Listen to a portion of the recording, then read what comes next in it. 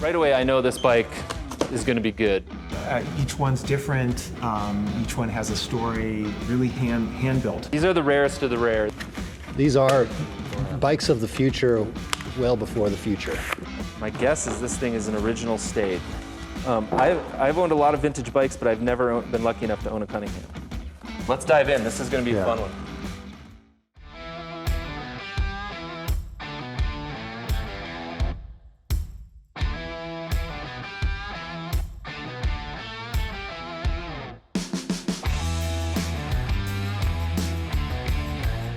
This looks like it belongs in a museum. My name is Nick Martin. I'm the founder of the Pros Closet. I'm here with Ronnie Romance, and we are unboxing museum bikes from our vault. We have 75 bikes that are hanging out in boxes. We're going to talk about these bikes. We're going to pull them out.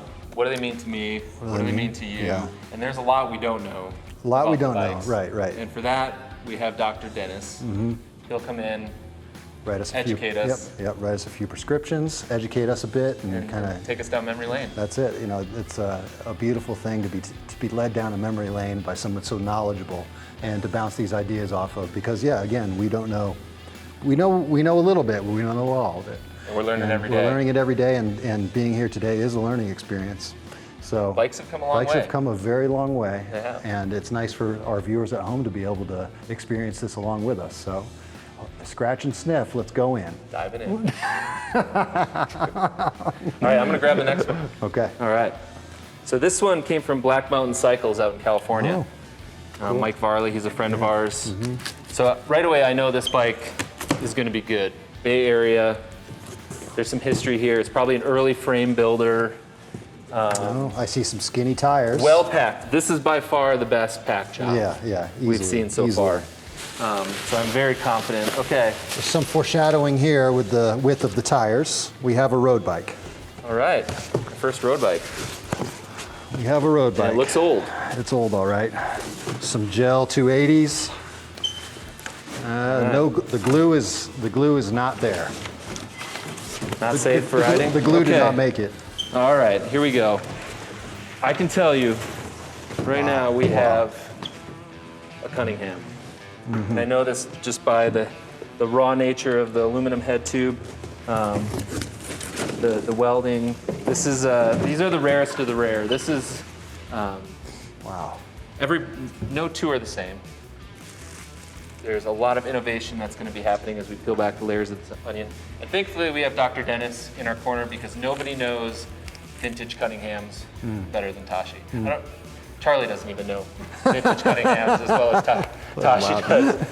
Let's dive in. This is going to be a fun one. But these old Cunninghams are aesthetically, because of the, I guess the raw garage nature of, and how he was pushing the envelopes with so many of these different designs. Yeah. The Cunninghams are among the most interesting bikes for me.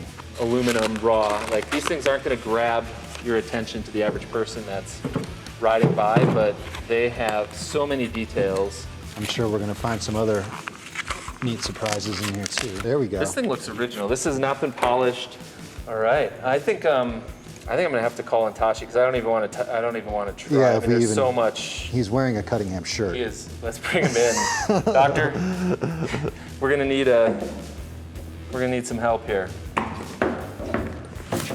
Have you seen this bike before? It hung in Mike Varley's shop for a number of years. So yeah, at a distance.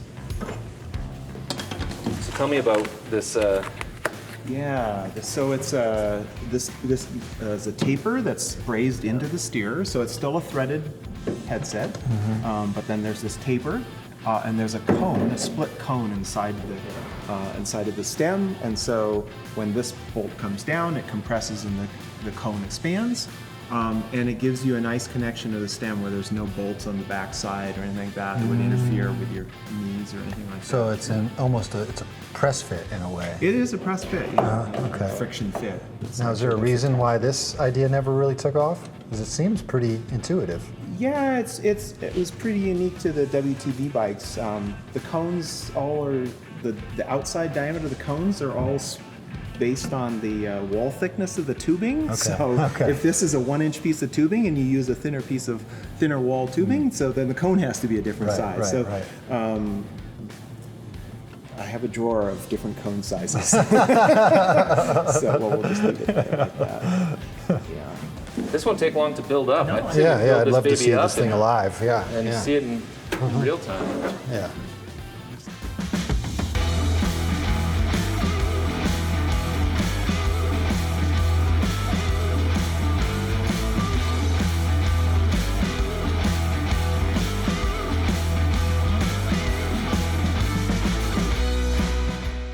So Tasshi, we have Cunningham written across the top tube here. We've mentioned Charlie's name a couple times.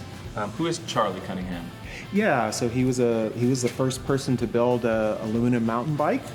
He did it in 1979, and that bike is on display at the Marine Museum. But yeah, it was the world's first aluminum mountain bike, and then he was continuing to pioneer aluminum for frame building, welded aluminum for frame building.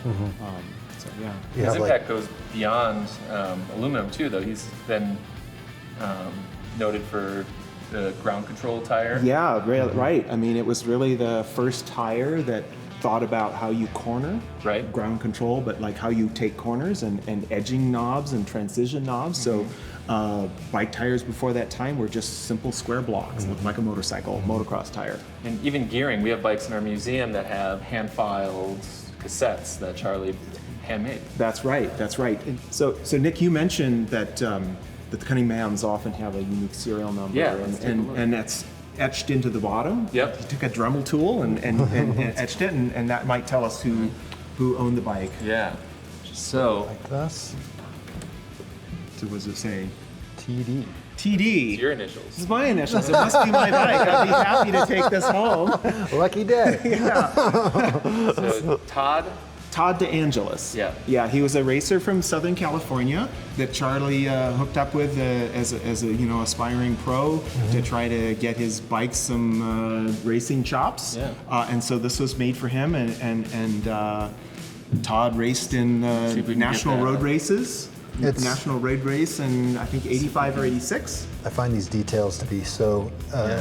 It's like it's not it's underwhelming in like a good way. You're like somebody just scribbled TD on here. Yeah, like other an things to think afterthought. about, Other right? things to Favorite think Dremel about. tool, Yeah, yeah, it's a Dremel tool, but it makes it that much more. It's just these little right. breadcrumbs that make these bikes special, right? And you look at that and you could be like, TD. Your imagination just goes, right? You're like, all right, let's. And this, as we have it flipped over, we see this. There's a very long. What would you call that? It's a gusset. A gusset. Thank you. Charlie called them a tang, but it was a reinforcement. So his early bikes didn't have them, and they didn't hold up as well. And so he developed this to really thicken it up because this is straight gauge aluminum tubing. It's not butted tubing. So this is where you need to build It's it up. essentially an external butt. Yeah. Another bit that I love of the details and the rawness is the cable guides. Yeah. And the cable stops, I should say. Right. Right. So he had to come up with some way to add cable stops to an aluminum bike, and so what he would do is he'd braze a traditional stop to a little plate and then rivet it on. Well, there's actually epoxy underneath to really secure it, but People should know that you can't braze onto aluminum. So That's right. everything has to That's be right. riveted in. The water bottle cages, anything. I've never seen a water bottle boss installation this rigorous, Right. where he has the sort of the rivet nut here, but he's got this stainless steel flange that's beautifully tapered. And I remember being in Charlie's shop one time where he was making these things for a newer bike, and he has something that looks like a crucible that he puts these things in, and he hammers them to give them this rounded shape, Right, you have a nice and rounded to shape. conform to the tubing. So it's beautiful. These are the kinds of little details that Charlie might have spent a whole afternoon installing these You imagine water it. bottle bosses. Hey, honey, what are you doing this afternoon? That's right. Tap, tap, tap. And another manufacturer drills 2 holes, Right, totally. and it's literally done in about a minute. So yeah, that's the kind So of yeah, a things. lot of intentionality. Very much so. Yeah. What year are we in right now?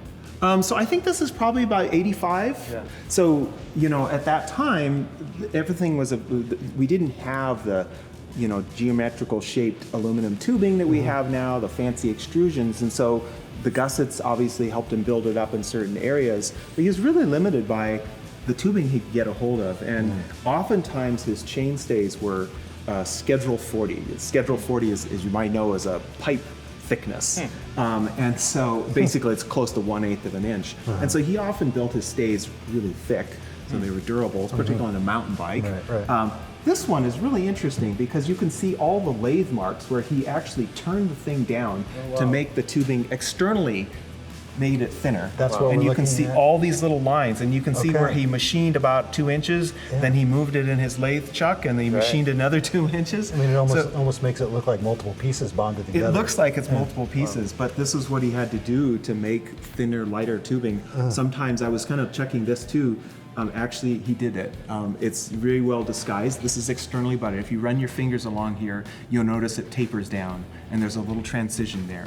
Oh yeah. And so he externally it's butted this tube. And so slight. Yeah, Yeah. and so his competitive bikes, and Todd was racing in national road races on this bike, the competitive bikes got this ultralight treatment. Obviously much more labor intensive, but just to get those extra grams out. And often this would be the only aluminum bike in the peloton. Absolutely. The comment that was made at the time that Todd was racing this by one of the fellow racers, he said, did your local plumber make that bike? Yeah, That right, was right. the comment. I mean, you're thinking of the road bikes of this era are lugged.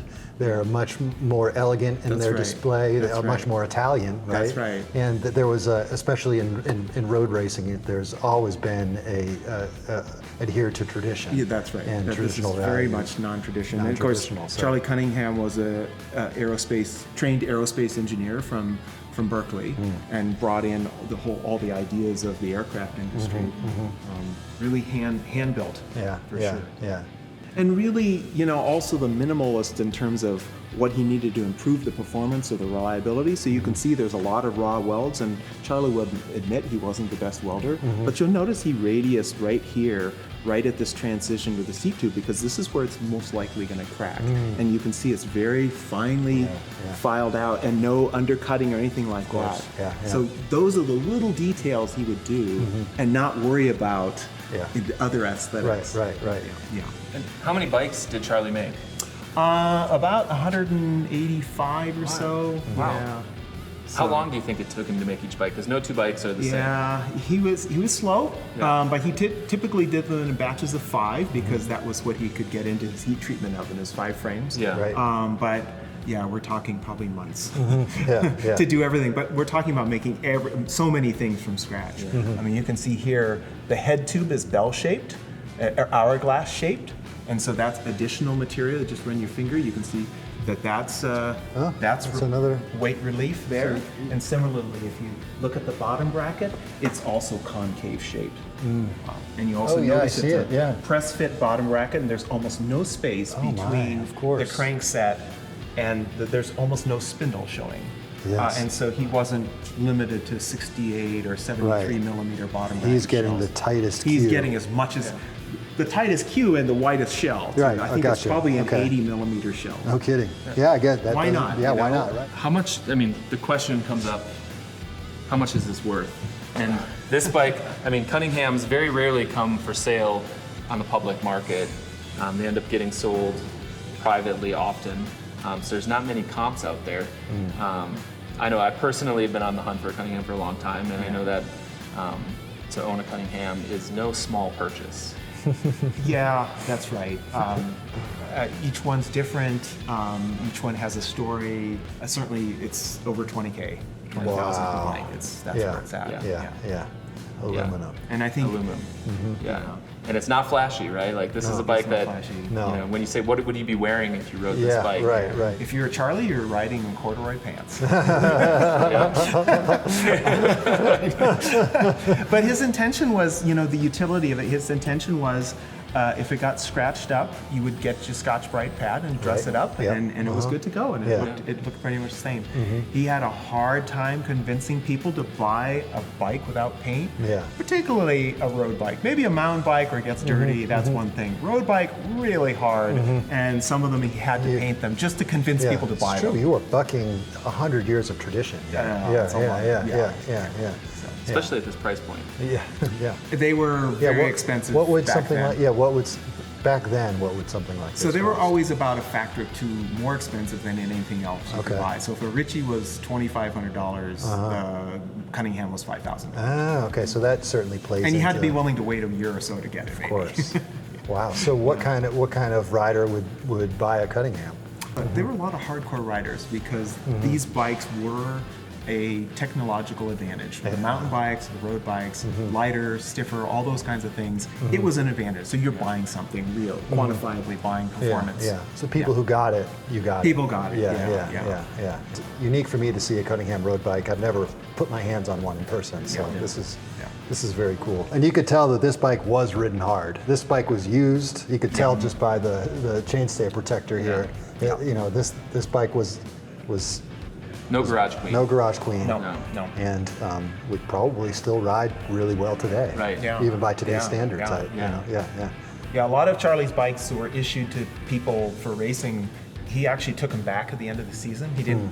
He didn't give it to you so you could sell it to the pros closet. He took it back. He wanted it back. So this is kind of unusual in that the racer's initials are on the bike. You know, it was Todd's bike, and I don't know the exact history, but he might have had it up until it was brought into this museum. So yeah, it's pretty exciting. In the history of the pros closet, there's only been one Cunningham that's ever walked through, come through our front door for sale, and we sold it to you. Yeah, okay. The Steve Banks collection. Yes, that's true. Right. That was the only time we've ever, handled Yeah. a Cunningham.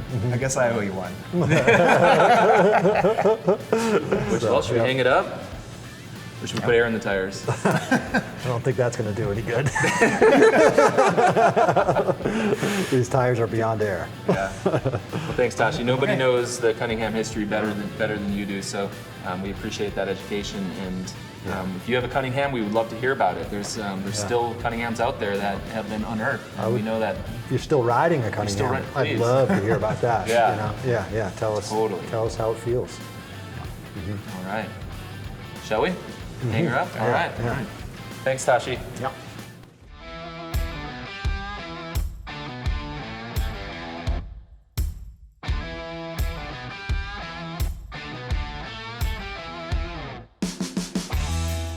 Oh boy.